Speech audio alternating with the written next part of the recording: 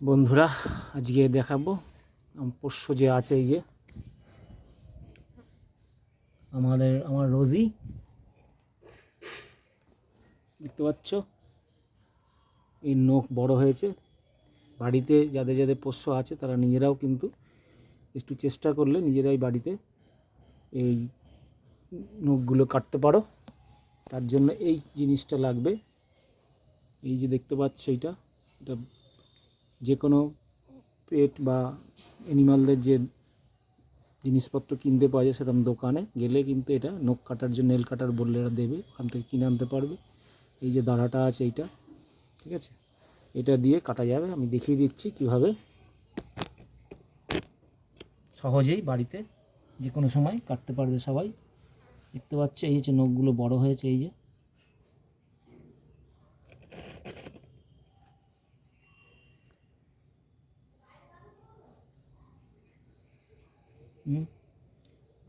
এইটা দেবো, এই সাইড থেকে কাটতে হবে। এই যে এই সাইড থেকে এগুলোকে ছাঁটতে হবে, সেটা ছোটো করে যেতে হবে।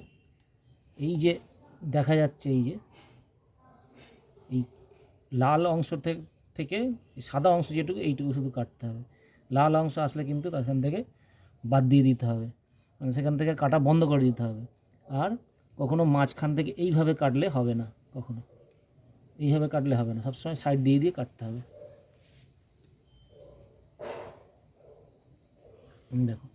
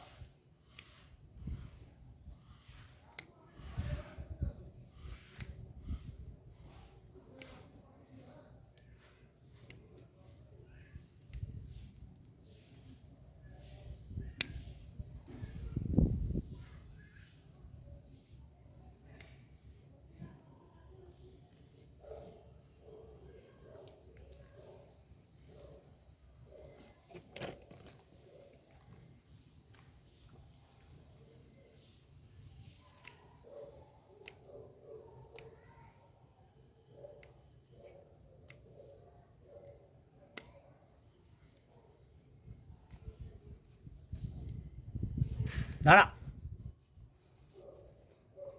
তাহলে এই একা হয়ে গেল। ঠিক এরকমভাবে বাড়িতে নিজেরাই কিন্তু সময় করে এগুলো কাটা হয়ে যাবে। আমি আস্তে আস্তে এগুলো বাকিগুলো এভাবে কাটবো, দেখতে পাচ্ছি এরকম।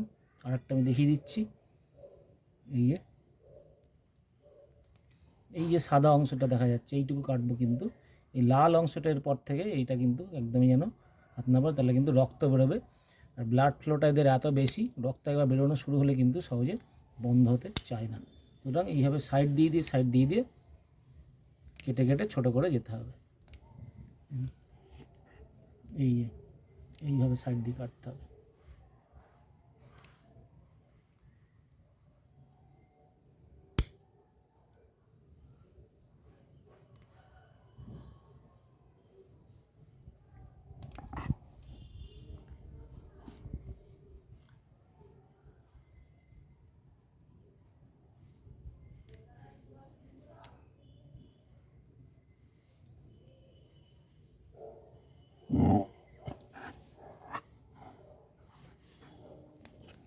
ঠিক আছে, লাগছে ওই জন্য একটু যখনই ওরকম পা শটকা যেমন লাগছে তখন কিন্তু সেখানটায় কাটা বন্ধ করে দিতে হবে। ওকে, টাটা, আবার দেখা হবে অন্য কোনো ভিডিওতে।